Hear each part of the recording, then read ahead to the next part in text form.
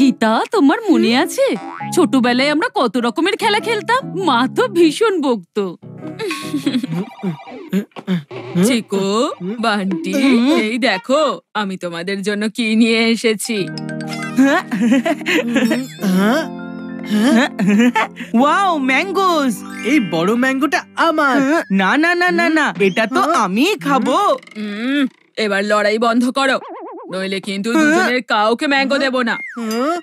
মেঘা, গীতা, তোমরা দুজনও আমের জন্য এরকমই লড়াই করতে কিছু মনে আছে নাকি নেই? মনে আছে মাম্মি, মনে আছে। এখন চিকু বান্টির সামনে এইসব বলে আমাকে লজ্জা দিও না।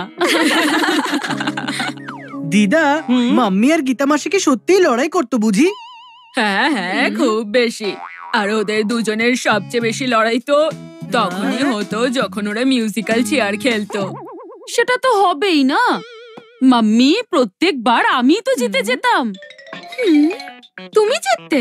মনে হচ্ছে তোমার কোনো মিসআন্ডারস্ট্যান্ডিং হচ্ছে মেঘা। মিউজিক্যাল চেয়ারে তো প্রত্যেকবার আমিই জিততাম। ওহো, তুমি সবকিছু ভুলে যাও।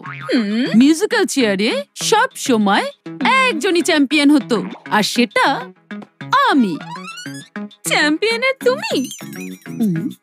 তোমার তো টাইয়ের নটটাও আমাকেই বেঁধে দিতে হতো, আর তোমার শু লেসেস সব সময় আমাকে বেঁধে দিতে হতো, আর তোমার নোটবুকে কভার সব সময় আমিই পরিয়ে দিতাম, আর তোমার আর্ট এন্ড ক্রাফটের প্রজেক্ট সব সময় আমাকেই বানিয়ে দিতে হতো।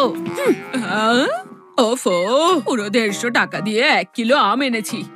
যদি এর মধ্যে একটাও আম হারিয়ে যায় তাহলে পুরো 30 টাকা নষ্ট হবে।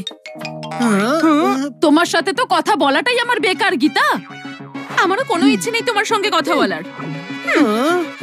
দিদা, দেখো না মাম্মি আর গীতা মাসি কিভাবে লড়াই করছে। এদের দুজনের ফাইটটা তো বেড়েই চলেছে দিদা। হ্যাঁ, একদম ঠিক বলেছো তুমি। আমের দাম তো বেড়েই যাচ্ছে। কালকে 100 টাকা কিলো ছিল, তো আজকে 150 টাকা কিলো হয়ে গেল। আজকের পর তুমি আর আমার সঙ্গে কথা বলবে না। তুমিও বলবে না। দিদা, আমি আমের দামের ব্যাপারে না, মাম্মি আর গীতা মাসির ফাইটের কথা বলছি। ফাইট? কিন্তু মেঘা আর গীতাকে তো এখানে দেখতেই পাচ্ছি না। মনে হচ্ছে এই ফাইটটা প্রয়োজনের থেকে একটু বেশিই বেড়ে গেছে। চিকু, বান্টি, এখন এই লড়াই বন্ধ করার জন্য তোমাদের দুজনকেই কিছু করতে হবে, বুঝলে? হ্যাঁ দিদা, আমাকে কিছু করতে হবে এই ফাইটটাকে বন্ধ করার জন্য। এই চিকুর উপর তো আমার এমনিতেই কোনো বিশ্বাস নেই। আমিও দেখি যে তুই কি করিস।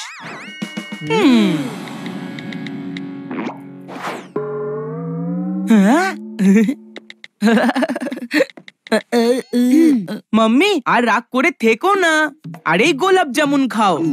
তুমি কি জানো এই গোলাপ জামুনটা কে নিয়ে এসেছে? কে? গীতা মাসি। আর তুমি জানো এই যে গিফট গুলো, চিকুর লেদার বল আর আমার টি শার্ট, এগুলো গীতা মাসি নিয়ে এসেছে।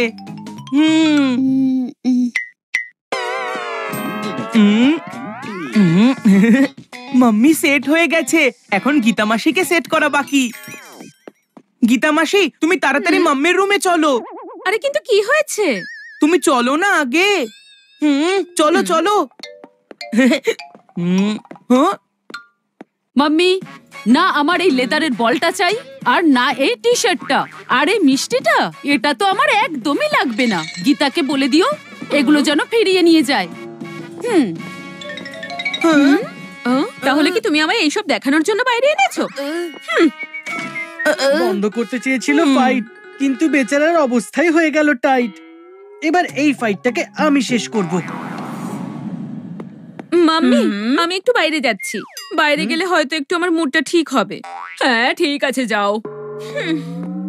আইডিয়া। মাম্মি, চলো বাইরে যাওয়া যাক। বাইরে গেলে হয়তো তোমার মুডটা ঠিক হয়ে যাবে। আমিও সেটাই ভাবছিলাম।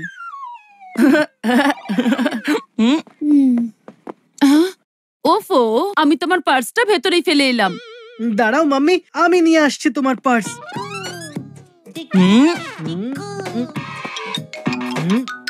চল বান্টি, তুইও আমাদের সঙ্গে চল। তোর তো জানা উচিত তোর বড় দাদার মাস্টার প্ল্যান।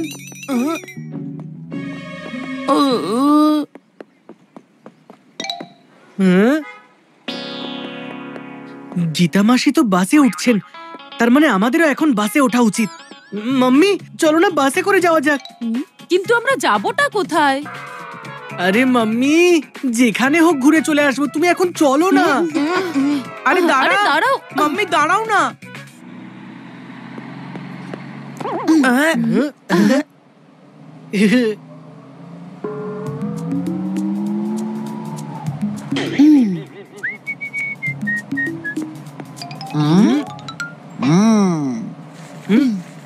ওহো, আমার পার্সে তো কোনো টাকাই নেই দেখছি।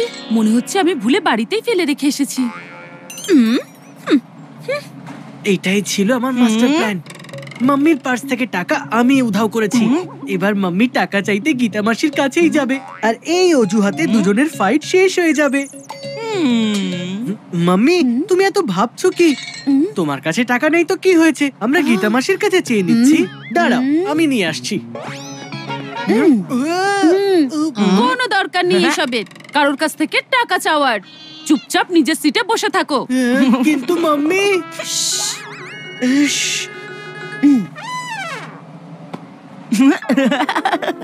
তুই মাস্টার প্ল্যান বানালি আর মাম্মি মাস্টার স্ট্রোক দিয়ে দিল। দাদা, আমাকে 3টে টিকিট দেবেন। কিন্তু ম্যাডাম 20 টাকায় তো শুধুমাত্র 2টো টিকিটই হবে, আপনি 10 টাকা আরো দিন। আজ প্রথমবার তুই সঙ্গে থাকার একটা লাভ হয়েছে। যদি তুই না থাকতিস তাহলে 20 টাকাতেই কাজ হয়ে যেত। কিন্তু এখন যেই 10 টাকাটার প্রয়োজন, সেটা মাম্মিকে এখন গীতা মাসির কাছ থেকেই চাইতে হবে। এখন 10 টাকা কোথা থেকে পাই? মাম্মি, গীতা মাসি আছে তো, আমি চেয়ে আনছি ওনার থেকে 10 টাকা। ওই কোনো দরকার নেই কারোর থেকে কোনো রকম টাকা চাওয়ার, বুঝেছো? ম্যাডাম তাড়াতাড়ি বলুন না, আপনার কটা টিকিট চাই? একটাও নয়।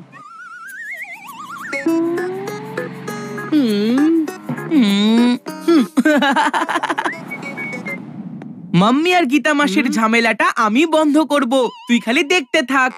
আচ্ছা, তুই আবার এমন কি করবি শুনি? মাম্মি আর গীতা মাসির ফোনটা পুরোপুরি একই রকম, আমি ওদের ফোনটা এক্সচেঞ্জ করে দেব।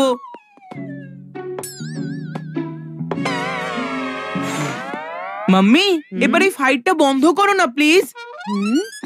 তুমি একবার গীতা মাসির সাথে কথা তো বলে দেখো। আমি কেন কথা বলবো? কথা বলতে চাইলে ও আগে বলুক। আচ্ছা, সে যদি আগে কথা বলে তাহলে তুমি কথা বলবে তার সাথে? হ্যাঁ, কথা বলবো। তাহলে সে যদি তোমার সাথে আগে কথা বলে তাহলে তোমাকে তাকে হাগও করতে হবে। ঠিক আছে।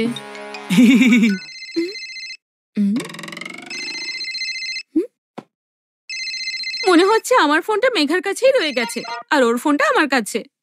দিদি, মাম্মি, মনে হয় মাসি তোমার সাথে কথা বলতে চায়। এটা সুযোগ মাম্মি, যাও গিয়ে মাসিকে জড়িয়ে ধরো। মনে হচ্ছে গীতা ওর ভুলটা বুঝতে পেরেছে। মেঘা, আমাদের দুজনের ফোন এক্সচেঞ্জ হয়ে গেছে। এই নাও ধরো তোমার ফোনটা, আর আমাকে আমার ফোনটা দিয়ে দাও।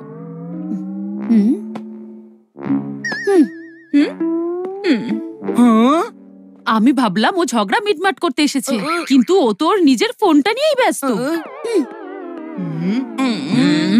এদের দুজনের লড়াই তো শেষ হওয়ার নামই নিচ্ছে না। তাহলে কি এই লড়াই ওখানে গিয়ে শেষ হবে যেখান থেকে এই লড়াইয়ের শুরু হয়েছিল?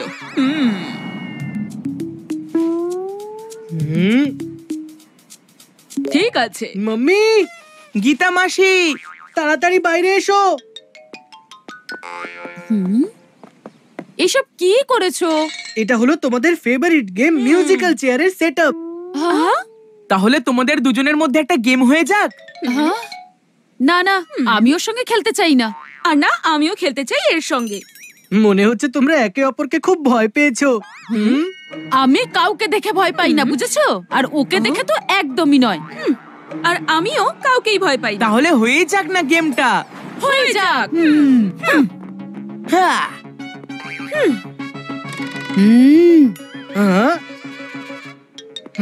হ্যাঁ?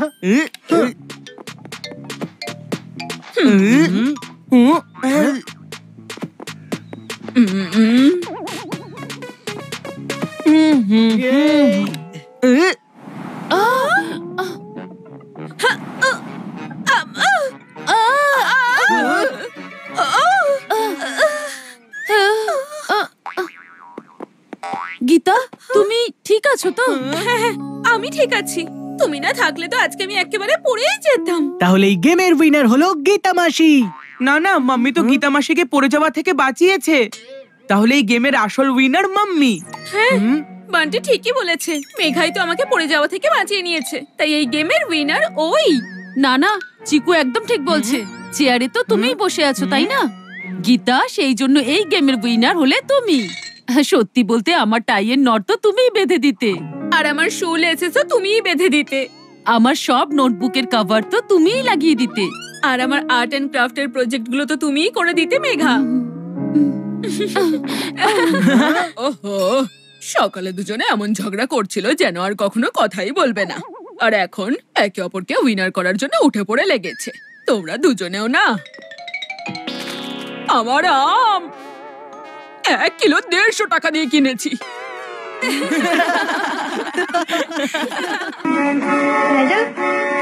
किसको मारने जा रहा है?